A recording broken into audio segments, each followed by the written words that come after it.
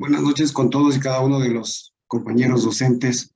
Gracias, Freddy, por la presentación. Bien, el tema de hoy, como lo había dicho y lo había manifestado Freddy, pues es acerca de la tutoría virtual.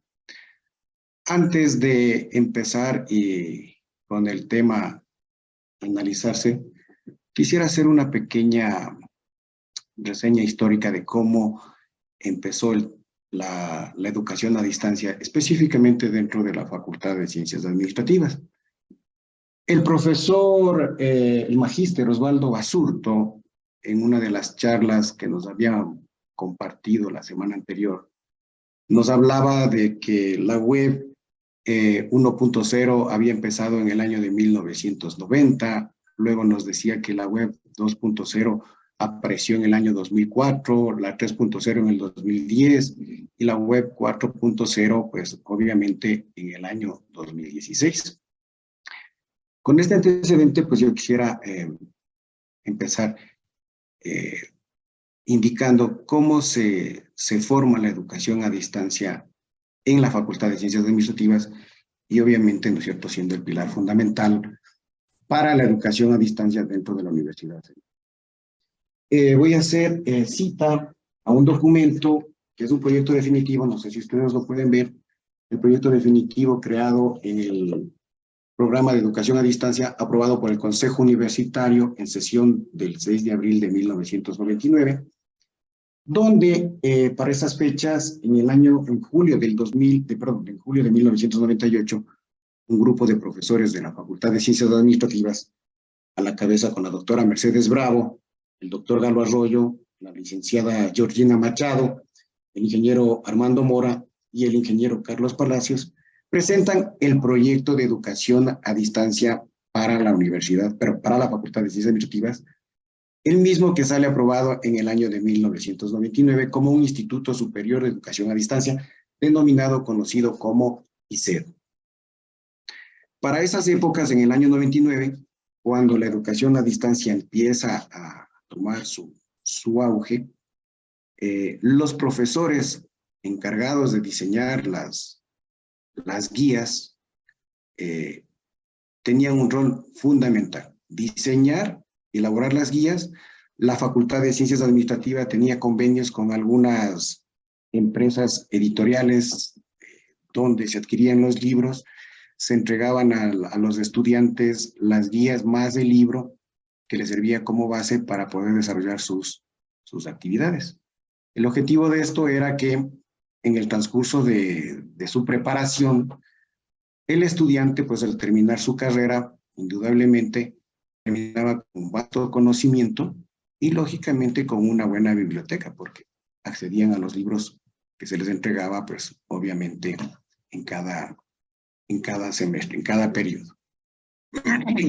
Para el año 2007, cuando hubo cambio de gobierno, recordarán ustedes que el presidente de esas épocas, pues, dio de baja a algunas universidades que estaban haciendo mal uso de su representación como institución de educación superior, es decir, estaban generando un lucro, ¿cierto?, a costilla de los estudiantes. Entonces, obviamente, se dio de baja pues, algunas universidades.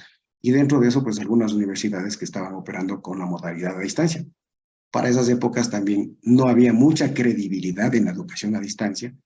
Se pretendía o se quería decir que pues, no era una educación de buena calidad por el hecho de ser a distancia, pero la facultad continuó con su proceso de forma normal. Indudablemente, al empezar con el tema de la gratuidad, se suspendió ya lo que es la entrega de los libros, porque ya no había los recursos para poder adquirirlos, pero en su defecto, ¿no es cierto?, se había direccionado a que los libros los puedan adquirir en las bibliotecas en función de cómo estaban hechas las guías. Luego de ello se pasó a otro proceso en el cual ya no se podía entregar tampoco, o mejor dicho, se les invitaba a los estudiantes que vayan a la biblioteca y empezó a entregarse ya la guía más el texto en línea, es decir, donde puedan descargar el libro y puedan acceder a cumplir con todas y cada una de sus actividades.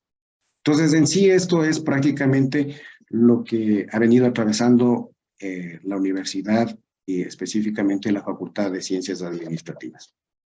Para el año 2016, el 3 de marzo específicamente del año 2016, asistieron un grupo de personas de la IBM que vinieron a dar pues prácticamente el aval del manejo de los entornos virtuales en la facultad. Permanecieron alrededor de una semana, 2 semanas más o menos, me parece. Y obviamente de esas indicaciones se tomó mucho en cuenta en la facultad y obvio en lo que es la universidad.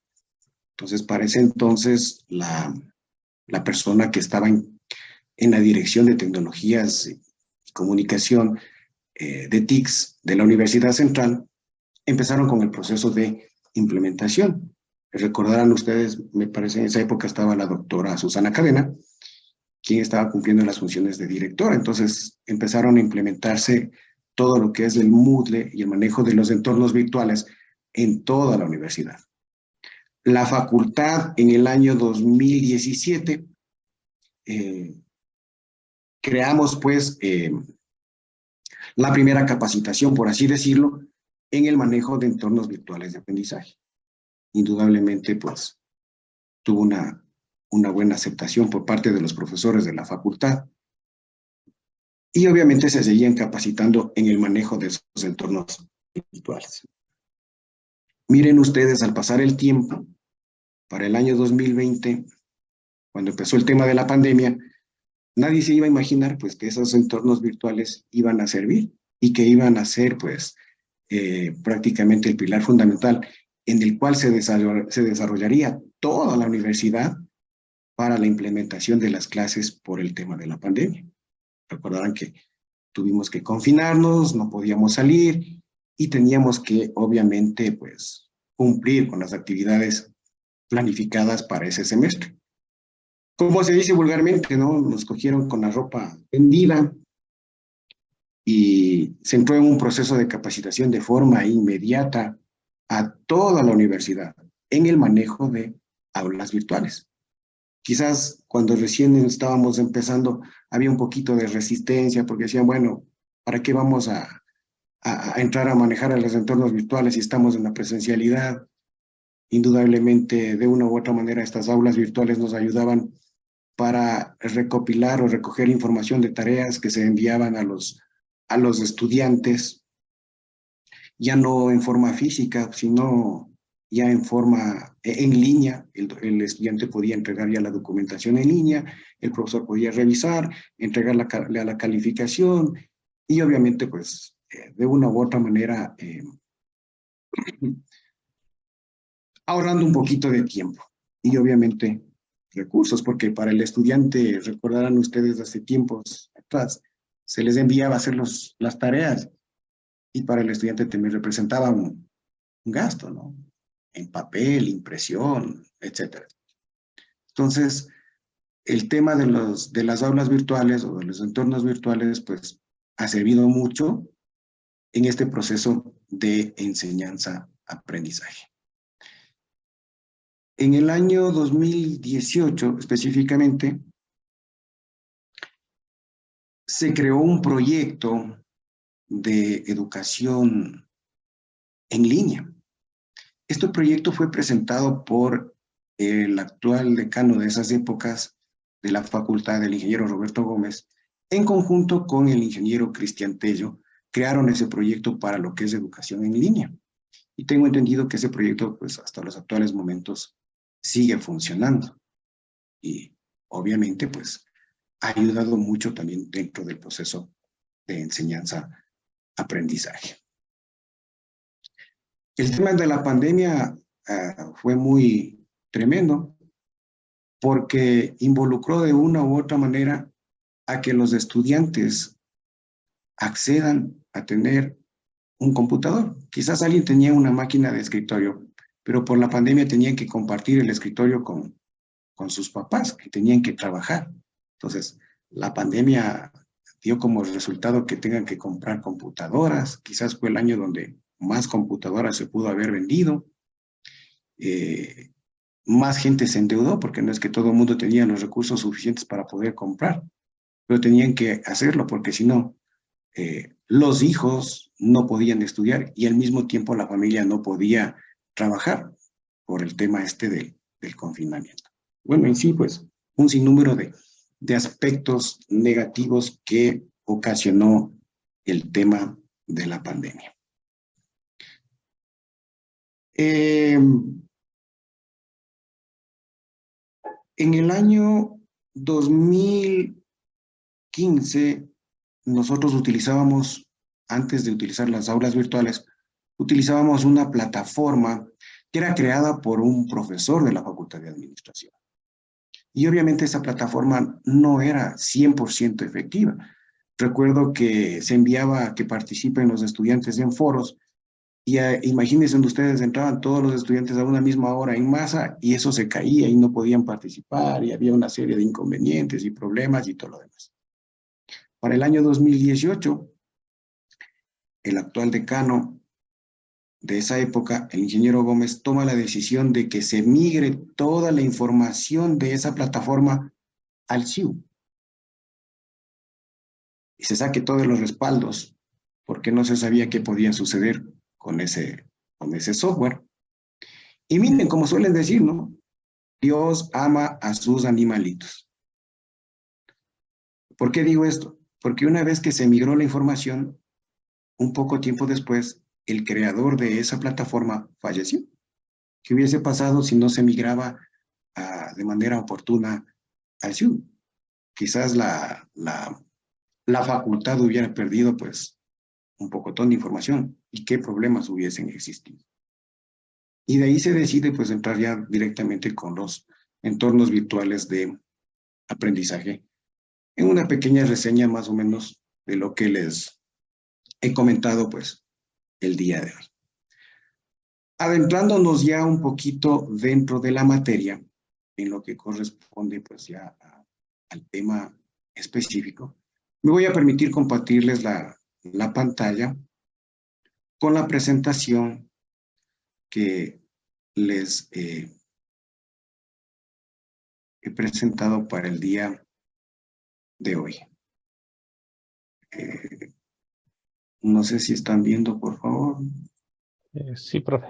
Por favor, ¿puede agrandar la pantalla? Ya espérenme un ratito, Freddy, déjenme ver este asunto acá.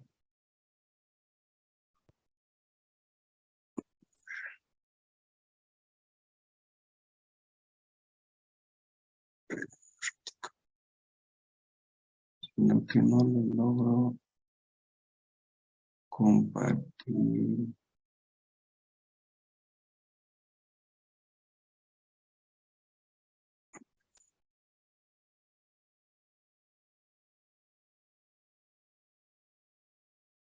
Ya.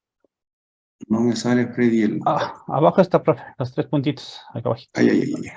Por ahí está. Perdón. Ya. Listo, profe. Entonces, bien, entonces tenemos ya la presentación para el día de hoy y pues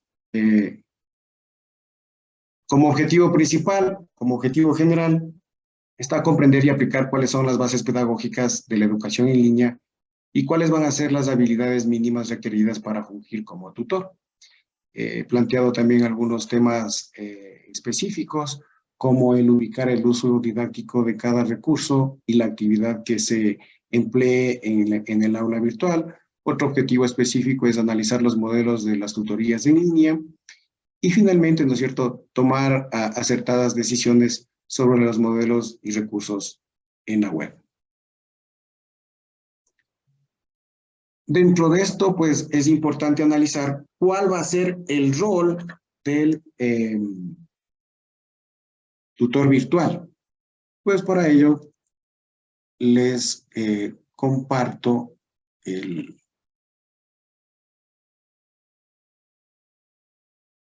este video. No sé si lo están viendo, Freddy.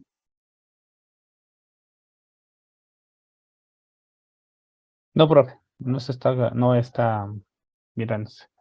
Dejemos de compartir y compartamos la pantalla, profe.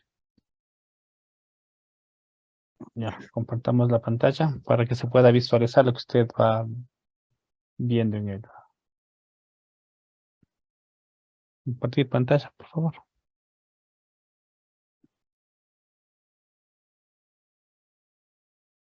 Ahí Denle un clic ahí, a ver qué sale. En se abre el enlace o no se abre el enlace. el- denle un clic ahí, en la foto del estudiante chico. Ahí está. Sí, pero, profe, lo que pasa es que está compartiendo solo la presentación. Póngale el momento de compartir pantalla y se comparte lo que ustedes pueden, lo que está visualizando ya. Sí está el compartir pantalla, Fred. Sí, pero seleccione el momento de compartir pantalla, escoja la opción pantalla. Ahí sale pantalla. Ahí estamos. A ver, ¿vale? No sale. Un clic ahí, en estudiante. No sale, Fred. Eh, No sé qué pasa, pero debería estar.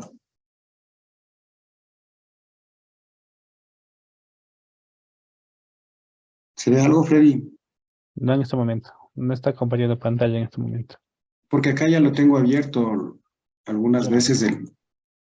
Entonces compártale la pantalla del YouTube y para... Ujú. Ojo. Seleccione compartir, seleccione la de donde está el video y podemos seguir. Ahí sí no. Ahí está, pongámosle play y sí, empecemos. Ya, adelante.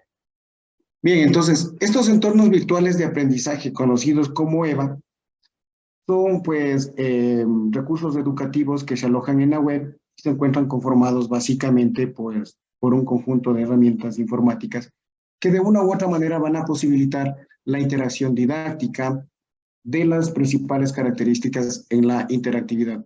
Es una estrategia que va a permitir mantener el contacto entre docentes, alumnos y materiales de aprendizaje.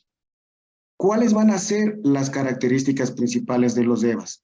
Es decir, de los entornos virtuales de aprendizaje. Primero, que es un ambiente electrónico creado por tecnologías digitales. Segundo, se encuentran hospedados en una red. Se puede tener acceso remoto a través de algún tipo de dispositivo, conexión a Internet. Aplicaciones o programas informáticos que lo conforman sirven de soporte para las actividades formativas de docentes y alumnos. No se produce cara a cara en la presencialidad, sino que es mediado por medio de las tecnologías digitales y para ello pues los EVAs van a permitir el proceso de enseñanza-aprendizaje entre estudiantes, profesores que coinciden en espacio y en tiempo. Estos EVAs tienen una dimensión educativa y tecnológica. La dimensión tecnológica se encuentra presentada por aplicaciones informáticas con las que se encuentra constituido por un entorno. Dentro de estas podemos citar las publicaciones, los materiales, las actividades, la comunicación, la interacción que existe entre los miembros del grupo, entre los estudiantes, la colaboración, es decir, el trabajo colaborativo participativo en tareas grupales y finalmente la organización de la asignatura. Como segundo punto está la dimensión educativa de un EVA, que se encuentra representada por el proceso de enseñanza-aprendizaje, y un EVA que representa básicamente el ámbito para promover el aprendizaje a partir de procesos de comunicación de forma multidireccional, es decir, donde el docente, el alumno docente y alumnos entre sí participan de forma activa en la cooperación de todos los miembros del grupo. Tenemos algunos tipos de EVA, como son las plataformas de e-learning, los blogs, los wikis, las redes sociales, etc. En sí, pues prácticamente un pequeño resumen de lo que habla el, el video. Permítanme para compartirles la otra presentación.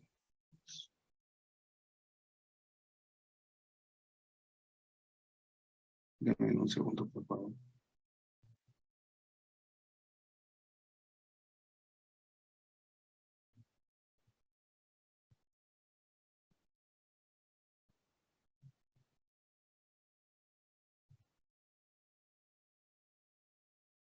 ¿Se está visualizando, Freddy? Sí, sí está visualizándose. Bien, de la misma manera, ¿no es cierto? Tenemos los EVAs con las características que ya les había mencionado anteriormente. Y dentro de estos EVAs es importante, ¿no es cierto?, mantener una planificación para lograr el objetivo que se pretende. No me está cogiendo, Freddy, de manera directa el enlace. ¿Qué pasa? Permítame un momentito.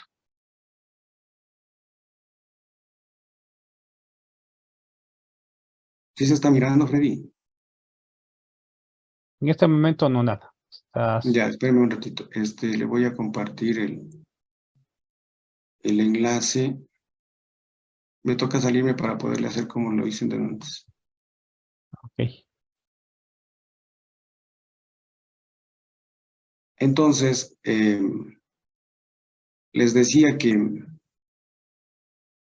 para eso es importante hacer una planificación de lo que se quiere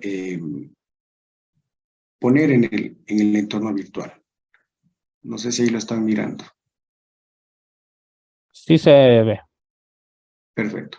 Entonces, miren, por ejemplo, esto hicimos para el Colegio de Economistas, una planificación de un curso en el año 2021, donde nosotros explicamos primero cuál es la justificación del evento, donde se encuentra prácticamente cuáles son los objetivos, las competencias, la información del curso, el tiempo, ¿no es cierto?, las horas que se van a impartir, a quién está dirigido este curso, este evento, los módulos que se van a dictar con el desarrollo de cada uno de los contenidos. Y aquí viene, ¿no es cierto?, el diseño o la gestión de las aulas virtuales, donde están los módulos, los contenidos, las actividades, cuál es el puntaje máximo, el número de horas y la fecha máxima de entrega de todas y cada una de las actividades. Les comento que esto se lo puede hacer inclusive para la educación presencial, ¿no? Utilizando igual el ABA, pero ¿qué tendríamos que hacer? Una planificación por unidad y obviamente pues esto demanda demasiado trabajo, pero se lo puede hacer. Nosotros lo hicimos inclusive en la Facultad de Administración, en lo que es educación continua, para algunos cursos que se ofertaban en esa época, utilizábamos esto. Y dentro de la universidad nos facilitaba la plataforma Educate Virtual, con la cual podíamos ofertar cursos en línea, basados en esta planificación. Pues miren, aquí está toda la descripción, la que puede tener o la que va a tener el estudiante para poder desarrollar todas y cada uno de los contenidos que se encuentran planificados en el curso. Pues miren, aquí está completito. Y al final, ¿no es cierto?, el puntaje de la actividad con el número de participantes e indudablemente los instructores que dictaron en esa época el curso. Entonces, es así como se maneja la planificación, o se manejaba la planificación como ejemplo para el Colegio de Economistas. Luego tenemos cuáles van a ser los tipos de tutorías académicas. Dentro de este tipo de tutorías académicas está todo lo que tiene que ver con las tutorías presenciales, las no presenciales, las síncronas y las asíncronas.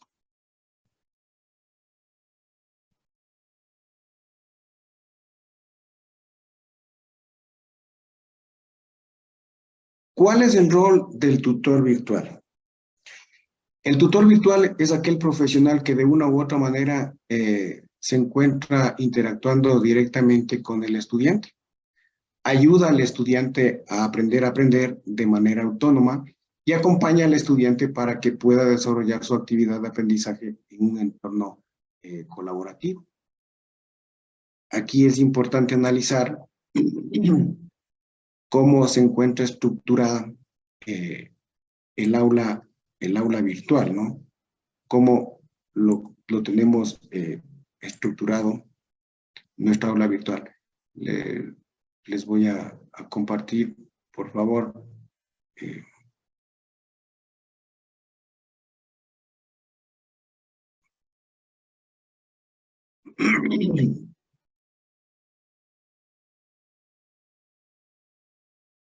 Esperen un momentito, por favor.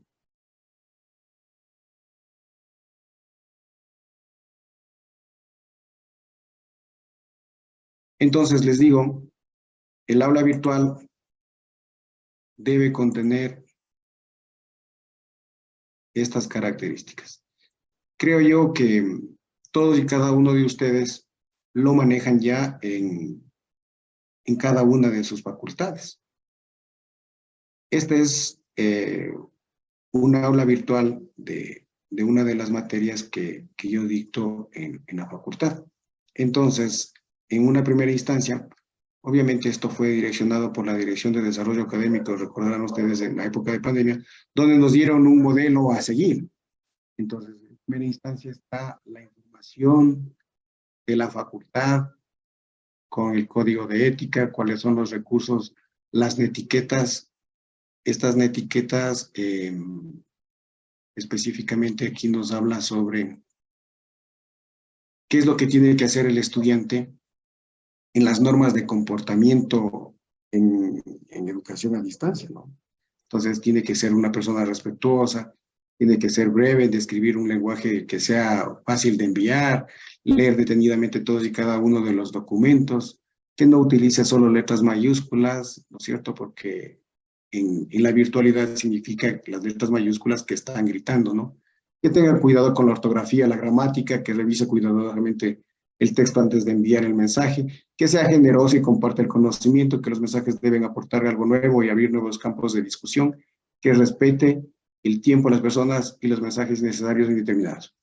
Este documento, pues muy gentilmente nos los compartió el ingeniero Cristian Tello, a su debido momento, a los compañeros, ¿no?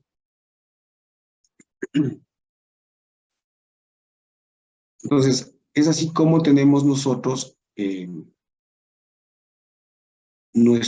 estructurada pues nuestra aula virtual. Es importante tomar en cuenta que dentro del aula virtual,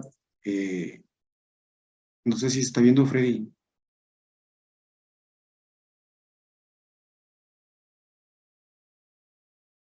En el aula virtual, pues obviamente la documentación que se va a compartir es en forma ordenada. Aquí tenemos una pequeña presentación por parte del profesor. Y aquí está, pues, lógicamente, los documentos a compartir. Entonces, como ustedes pueden observar, no se les pone de forma inmediata toda la información. Por ejemplo, en mi caso, voy aperturando la información conforme vamos avanzando en el desarrollo de la materia. Todos los otros contenidos están ocultos. El estudiante solo puede visualizar o solo puede mirar, en este caso, el link que está habilitado. De la misma manera, toda la planificación ya está hecha. Cuáles van a ser las actividades que va a desarrollar por cada una de las unidades. Entonces, las tareas están listas y obviamente se van a ir habilitando estas tareas conforme vamos avanzando en el desarrollo de la materia. Les he hecho yo a los señores estudiantes que creen grupos de trabajo. Tenemos aquí alrededor de 7 grupos de trabajo para poder desarrollar todas y cada una de las actividades. Estos trabajos, estos grupos de trabajo, perdón, se los ha conformado o les he hecho que los estudiantes conformen de acuerdo a su afinidad, porque para mí me resulta un poquito delicado unirles con personas que quizás no se puedan llevar y en vez de pues lograr que el desarrollo de las actividades sean las adecuadas, pues van a terminar metiéndose en problemas. Entonces, por esa razón, he decidido yo crear los grupos y que ellos se matriculen de acuerdo al nivel de afinidad y en el grupo que quieran, si quieren ser parte del grupo 1, 2, 3, etcétera. Luego tenemos, para la unidad número 2, igual les tengo elaborado las actividades ya, las tareas conformadas para que puedan desarrollar. De la misma manera está en el trabajo experimental. Este es un taller. En este taller van a hacer un trabajo colaborativo, participativo. ¿Cuál es la función de este taller que les he puesto aquí a los señores estudiantes? Primero, que ellos desarrollen su actividad, ellos se evalúen la actividad que desarrollaron en forma grupal en este taller, evalúen. Cada uno de los compañeros evalúa, ¿no es cierto?, a los grupos de trabajo. Y finalmente, ¿no es cierto?, una vez que ya han hecho su evaluación, ingreso yo y obviamente voy a corroborar la evaluación que ellos hicieron a los otros grupos. Claro que vamos a dar parámetros para la evaluación. Primero, partiendo de la ética, o sea, no porque son compañeros todo tienen que ponerse bien, o sea, tienen que mirar cuáles son, ¿no es cierto?, los aspectos positivos, negativos, de acuerdo a la información que se encuentra aquí. Entonces, simplemente una vez que ya se tiene todo hecho, yo entro a corroborar la información, la calificación que ellos han puesto. En algunos casos, ratificaré la calificación, en otros casos no pondré la misma calificación, pero estaré argumentando el motivo, la razón, circunstancia por la que el estudiante pues no merece esa calificación en un determinado grupo. ¿Estamos de acuerdo? No sé si hasta aquí pues hay alguna duda o alguna inquietud.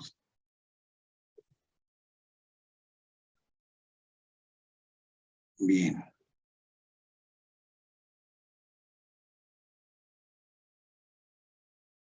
Luego de esto tenemos pues,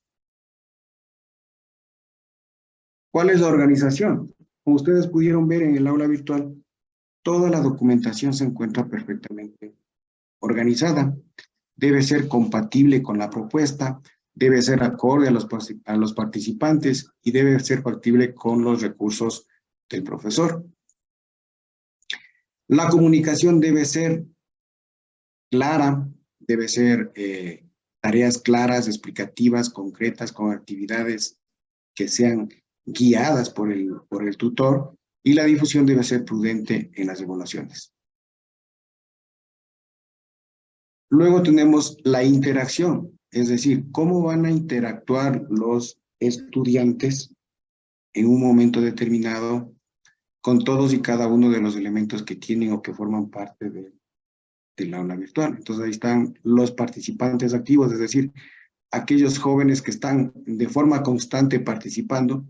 Los pasivos son aquellos que de una u otra manera entraron un momentito, participaron y no dejaron de participar. Entonces aquí viene el rol del tutor, de cómo motivar, de cómo ayudar a que esas personas se involucren un poquito más en el desarrollo de las actividades y de las tareas.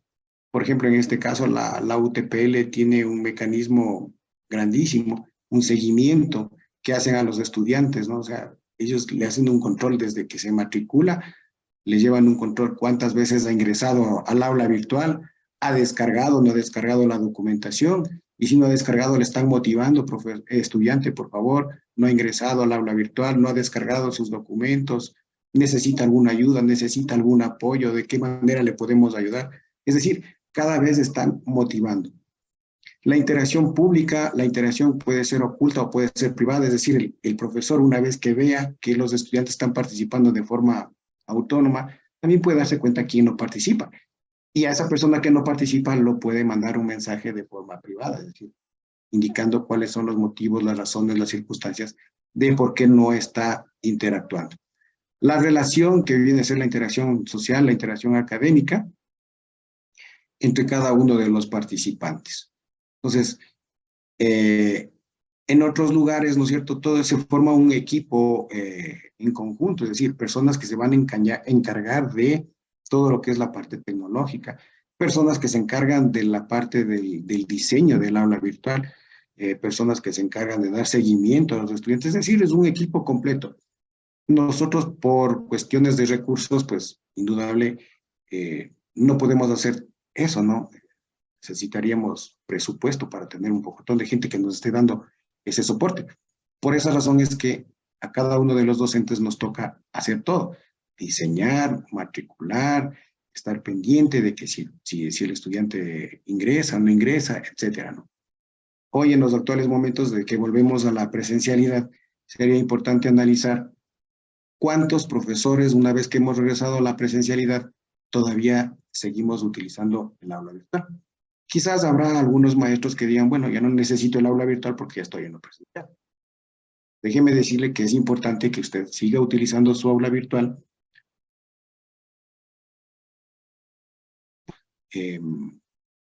manejarse sobre todo con el trabajo autónomo, que va a servir de mucha ayuda. Entonces, recomendación, sí sería bueno pues mantener todavía el manejo del aula virtual. Por ejemplo, quizás ya no estemos utilizando mucho el Teams, que nos ha servido muchísimo para el tema de la virtualidad. En mi caso personal, yo en la presencialidad todavía utilizo el Teams. Usted se preguntará, pero estamos presencial, ¿para qué utiliza el Teams? Sí, o sea, el Teams me sirve a mí para una especie de guía y saber cómo voy avanzando en el sílabo, y conforme voy desarrollando las actividades en el Teams, voy analizando en qué unidades estoy más avanzado, en qué cursos estoy más avanzado y en qué cursos estoy todavía un poco retrasado. Y eso me permite para sacar los reportes en una hojita de Excel y entregar al final de mes los reportes de cómo se ha avanzado en tal o cual curso con el desarrollo de la materia. Y aunque ustedes no lo crean, yo sí me he dado la molestia de utilizar el Teams de forma presencial, porque de igual manera les grabo la clase. ¿Y cuál es el objetivo de grabarle la clase? Que si por haber razón algún estudiante no pudo llegar a clases o faltó, tenga la posibilidad de ese joven estudiante, ¿no es cierto?, de llegar a su casa, ingresar al Teams y ver la clase grabada. Es decir, así no se atrasa o no se retrasa en el desarrollo de todas y cada una de las actividades que se van haciendo día a día.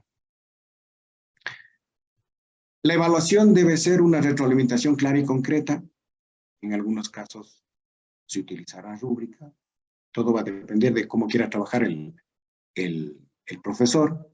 Fomentar la cooperación entre pares estudiantiles, es decir, involucrar o motivar a que el estudiante trabaje de manera colaborativa, participativa, generar criticidad y autoevaluación, permitir una especie de negociación, es decir, bueno, ¿por qué me puso esta calificación? Indudablemente, indicando los motivos, razones y circunstancias de por qué tal o cual calificación, y apoyar, ¿no es cierto?, la recuperación, es decir, si hoy sacó una mala calificación, ¿qué tiene que hacer para mejorar esa calificación en próximas actividades?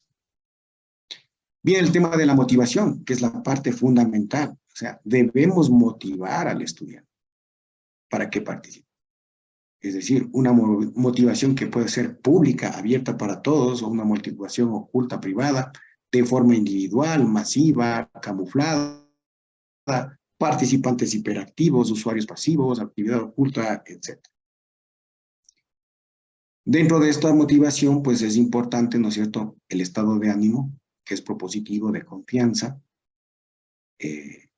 Sobre todo los estudiantes que estudian a distancia suelen ser más expresivos en cuanto a su estado de ánimo, porque recuerden ustedes que el estudiante a distancia debe elaborar su propio horario, es decir, debe conformar su propio hábito de estudio, es decir, su autoeducación, su autopreparación. Recordemos que el tutor en línea no es para dictar clases, sino más bien para guiar en qué actividades, son las que tiene que cumplir el estudiante y guiarle en la elaboración de esos trabajos.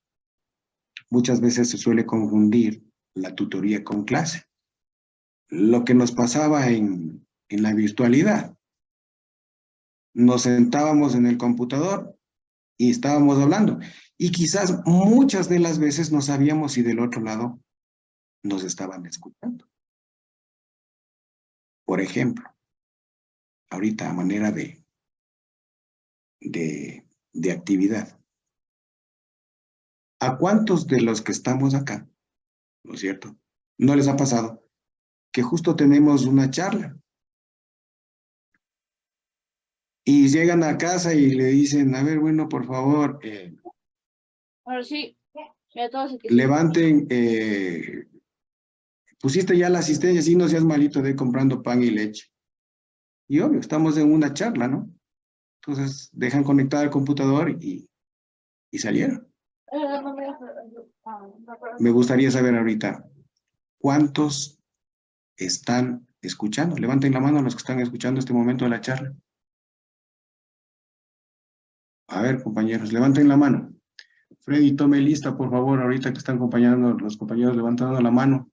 Tiene la oportunidad de saber quiénes están presentes, no están 21, presentes. 22, 20. A ver, vamos viendo. Hasta este momento estamos con 38, 42 más o menos. Sigue subiendo. De 97. Ajá. Yo pensé que solo los estudiantes hacían eso. Pero bueno. Bien, Freddy, gracias. Muchas gracias, profes. Pueden bajar la mano. Gracias. Luego tenemos, ¿no es cierto?, qué hacer en los EVAs. Entonces, en los EVAs, primero debemos orientar a los estudiantes qué es lo que tienen que hacer. Orientar en función de las actividades que forman o que están formando parte de los trabajos que tienen que hacer, que los trabajos que tienen que entregar.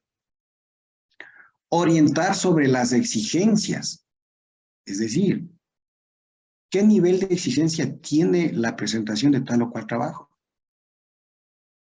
Guiarle, que no solo siempre tiene que ser un control C, control V, que deben estar citadas las fuentes de donde consulta por el tema del plagio. Facilitar el trabajo intelectual, potenciar el trabajo grupal, potenciar la reflexión sobre el mismo, contestar y orientar todas y cada una de las preguntas que se planteen o que planteen los estudiantes. ¿Y qué no se deben hacer en los EVAs? ¿Cierto? ¿Qué no deben hacer?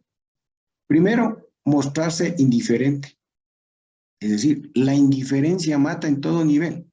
Si el estudiante le está preguntando algo al profesor, o sea, es como que estuviera hablando a la pared. No sirve, ¿no? Si usted se muestra indiferente, pues lógicamente el estudiante se va a desmotivar. Y el momento que el estudiante se desmotiva, pues lo más lógico es que deje de participar. Criticar de forma destructiva. Quizás diciéndole, ese trabajo no sirve para nada, usted ya es estudiante de un X nivel, debería estar en otro nivel para la presentación, etcétera, ¿no? Desalentar al estudiante. No buscar soluciones, que es la parte fundamental. Dedicarse a enseñar, es decir, sentarse detrás del computador y estar haciendo como que estuviéramos en una clase presencial, que no es el objetivo, ¿no? Muchos nos hablan y muchos nos han dicho en este curso sobre todo, y en otros cursos, que es importante usar el aula invertida.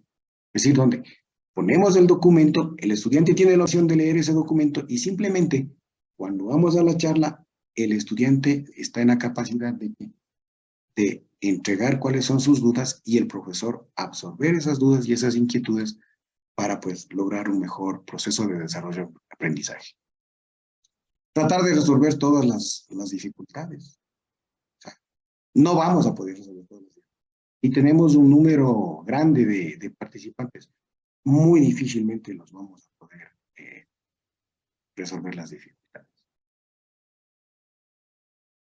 El alumno en línea, es aquella persona que llega a un proceso de conciliación con el tutor. La localización, es decir, que este estudiante estudia en línea o estudia a distancia por las facilidades que tiene. Son personas que trabajan, tal vez no tienen mucho tiempo para estar en clases en el día, sino simplemente ir en horas en la tarde, luego de su jornada laboral. Lo pueden hacer desde cualquier parte, desde cualquier sitio. No necesariamente tienen que estar en el lugar.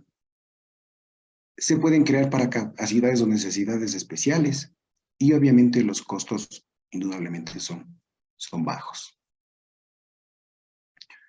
¿Cuáles son las características del estudiante en línea? Primero, va a compartir sus conocimientos. El estudiante comunica sus preocupaciones. El estudiante en línea es totalmente diferente al estudiante presencial. El estudiante en línea comunica cuáles son sus preocupaciones. Está preocupado porque dice, mire, el tiempo me queda corto, porque la planificación que se hace para educación a distancia es una planificación cerrada, o sea, se tiene que cumplir a rajatabla. No pueden haber desfases. El momento que hay un desfase se daña toda la planificación. Las actividades, los trabajos se recogen en las fechas que se indican en la planificación. No se puede postergar porque eso va a ocurrir o va a provocar una serie de inconvenientes en el futuro. El estudiante en línea, el estudiante a distancia, es hábil con la tecnología. Obviamente, despierta otro tipo de actividades y busca siempre nuevas herramientas y es autodisciplinado. Luego tenemos, ¿no es cierto?, ¿qué espera el alumno en línea del tutor? Obvio, lo que espera es que le esté acompañando, que haya una gestión en los contenidos que el profesor le ha puesto los documentos en el aula, que la evaluación del aprendizaje sea coherente, que exista interacción, que haya actividades formativas, que haya análisis de acción formativa. Y luego tenemos lo que es la comunicación en línea, es decir, la comunicación sincrónica y asincrónica. En esta comunicación sincrónica es lo que estamos haciendo en este momento en tiempo real. Y la sincrónica, lógicamente, no se produce en tiempo real, porque los participantes no tienen por qué estar conectados en el mismo tiempo. Entonces, aquí tenemos algunas aplicaciones o herramientas que les he puesto yo en esta comunicación síncrona. Esta información la estaré dejando a Freddy. Aquí están los enlaces de lo que es el eBody, que es una herramienta que ofrece servicio de chat e integra y soporta diferentes aplicaciones de mensajería instantánea en una misma interfaz. Como en todas las aplicaciones, usted ingresa, se registra, muchas de las veces el registro es a través de un correo de Gmail y puede realizar sus participaciones. El Slack es una herramienta de mensajería en tiempo real, facilita la gestión de grupos de trabajo, ahorrando tiempo y centralizando la comunicación. Tenemos el Hangout en vivo, que es a través del Meet, para hacer videoconferencias a través de Gmail. El Upper-In, esta es una herramienta fácil de utilizar, no necesita registrarse o descargar ningún tipo de software, lo único que debe hacer es ingresar e iniciar la grabación de la videoconferencia. Tenemos el Webex, que es una herramienta que permite generar webinars, es decir, seminarios a través de la web. Todos los participantes ven la presentación junto con la imagen del tutor, realizando la misma en tiempo real. Y luego tenemos el Teams, que es lo que hemos utilizado todo el tiempo. Cada uno de estos recursos están enlazados a un video en el cual les indica prácticamente cómo se tiene que manejar. Entonces, por cuestiones de tiempo, no lo voy a presentar, pero esto le voy a dejar a Freddy para que les facilite a ustedes y ustedes tengan este material para que lo puedan revisar. De la misma manera, la herramienta para una comunicación asíncrona. Entonces, dentro de lo que es la comunicación asíncrona, tenemos el foro activo, Es un servicio muy interesante que permite crear foros en minutos. Solo tenemos que elegir el diseño de este y completar el formulario con nuestros datos en el foro. Perdón. Tenemos el Wikispace. Este Wikispace es un sitio web cuyas páginas pueden ser editadas por los participantes del curso. Estas herramientas de comunicación también facilitan el trabajo colaborativo. El Stoneboard es una herramienta online que permite crear y desarrollar actividades colaborativas, al igual utilizarlo como un tablón de anuncios. Y finalmente el Doppler es una herramienta que permite generar correos electrónicos más dinámicos y modernos y que permite conocer que los estudiantes han visualizado el correo. Doppler también me parece que es una herramienta que utilizan los médicos. No sé si es en el ámbito ginecológico o algo parecido. Si hay aquí algún médico, pues sabrá corroborar esa información.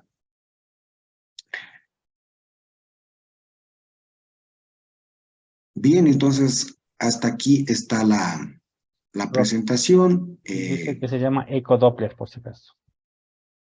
Ya, Ujú. les dejo con todo, pues, los correos, el correo personal, el correo institucional. Y quisiera, pues, con ustedes hacer un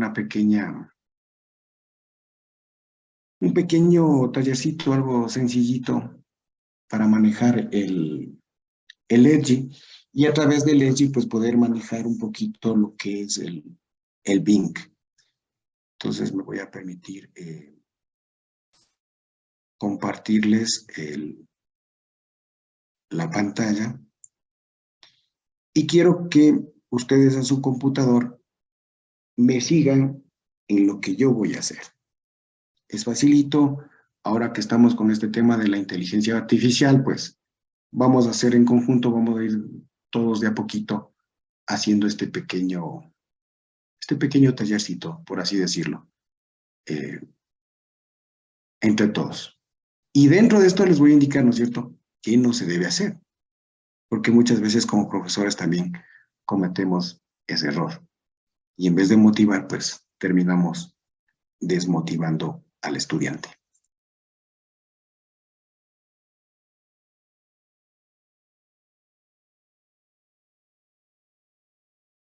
¿Se está mirando, por favor? Sí, ahorita estoy mirando el Edge. Bien, perfecto. Entonces, todos, por favor, me gustaría que entren al Edgy. Me avisan. Freddy me da verificando si están la gran mayoría en el Edgy, que levanten la manito, Por que avisen, favor, ¿no? ingresemos al navegador Edge que todos tienen en su computadora. No al Chrome ni al Mozilla, sino al Edge, ¿sí? Que es de Al Microsoft. navegador Edge, por favor. En el navegador Edge vamos a ir a la parte superior derecha, aquí, en el Bing. No sé si ustedes están viendo. ¿Están viendo?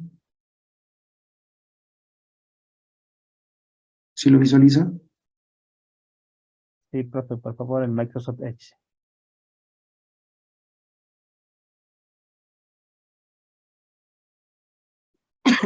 Sí, se logra visualizar, profe, la B. Ujú, del link.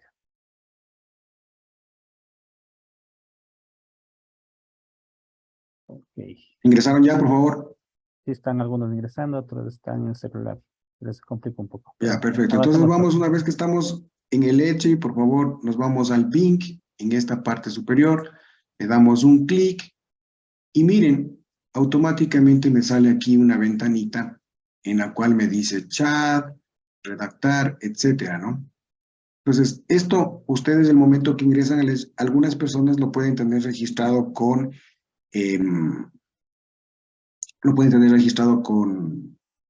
el correo institucional, y otras personas lo pueden tener registrado con el correo personal. ¿De acuerdo?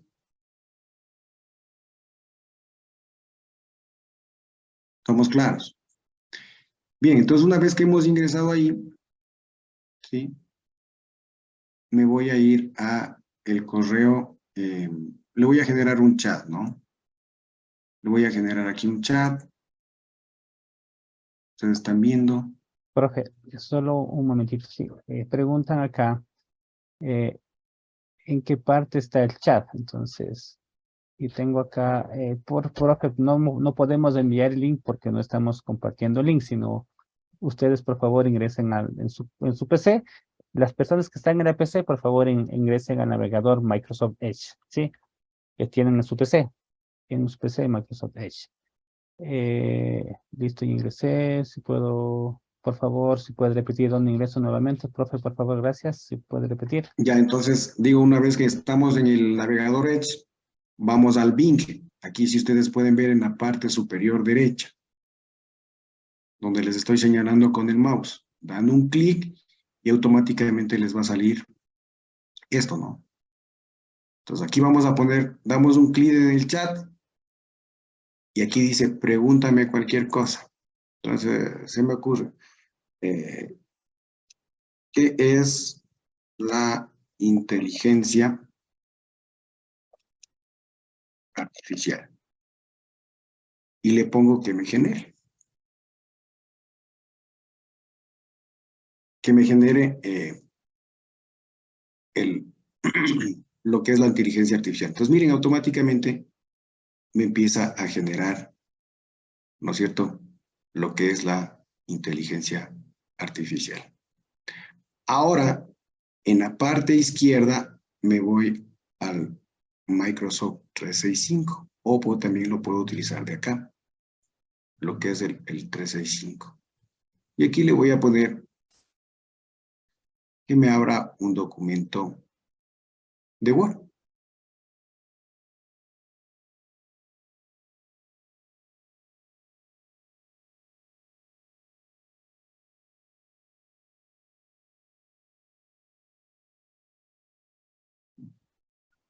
En este documento de Word, le voy a decir, ¿no es cierto? Nuevamente me voy aquí al bin y le voy a preguntar, ¿no es cierto? Le voy a pedir que me envíe esta documentación, ¿no es cierto? Porque aquí, miren, me está indicando ya lo que yo le pregunté, ¿no es cierto? ¿Qué es la inteligencia artificial? Y aquí automáticamente me está indicando con los numeritos de dónde salió la documentación, de dónde la tomó. Miren, ahí sale el link de dónde la ha tomado y de dónde ha tomado el número 2. ¿De acuerdo? Preguntemos algo más. Veamos.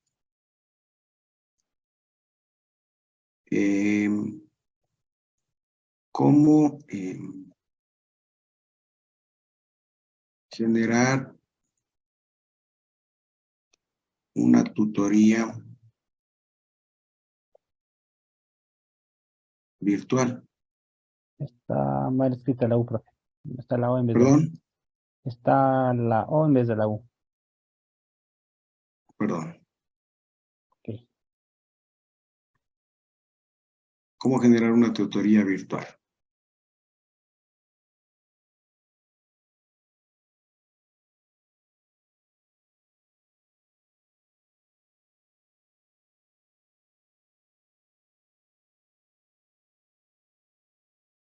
Y miren, tienen ustedes ya la documentación automáticamente para generar la tutoría virtual.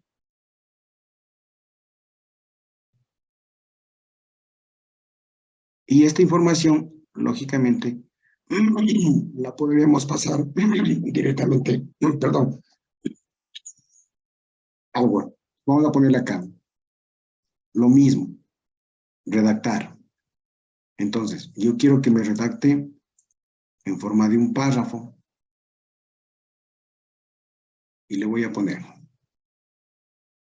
cómo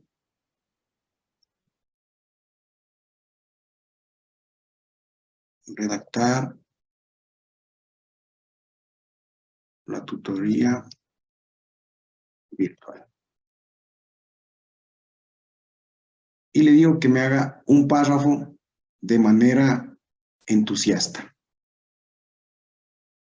Y le pongo generar borrador.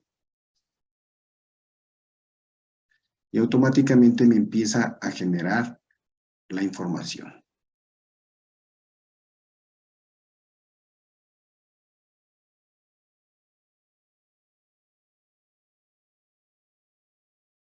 Una vez que ya está generada la información, porque es un párrafo, ¿cierto? ¿Qué le hago? Agregar al sitio. Y mire, automáticamente ya me agregó al sitio de Word. Esto mismo lo podría hacer a través de el correo electrónico. Es decir, cuando yo quiero, ¿no es cierto? Lo mismo le digo que me genere, pero para el correo electrónico. Entonces me va a generar la información para el correo electrónico. Entonces, ¿qué tengo que hacer ahora? ¿No es cierto? Una vez que ya se ha generado la información para el correo electrónico, lo que tengo que hacer es dirigirme directamente a mi correo electrónico. Miren, se está generando. Una vez que se termina, le pongo agregar al sitio. Lo puedo mandar directamente dentro de la hoja de Word o en su defecto me voy acá y le voy a poner, ¿no es cierto?, que me saque a través del correo electrónico. Y aquí en el correo electrónico, ¿no es cierto?, lo que tengo que hacer es buscar el usuario, ¿no es cierto? Digo, a través de correo electrónico, que me genere lo mismo, y miren, aquí le pongo agregar al sitio. Puede ser, ¿no es cierto?, un mensaje corto, puede ser un mensaje largo. Si le pongo aquí agregar al sitio, me va a agregar. Y aquí lo que tengo que hacer es escoger, perdón, ahí le di mal, el clic tenía que generarlo fuera, ¿no? Un error mío. Lo que tengo que hacer es escoger los destinatarios a quien va dirigido esta información.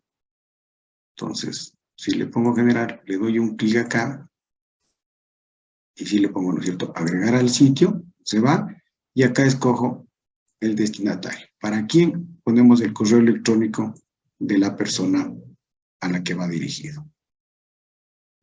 ¿Estamos de acuerdo? Eso en sí, pues, prácticamente en lo que tiene relación con esta herramienta de Edge. Hasta aquí, Freddy, mi participación. Muchas gracias.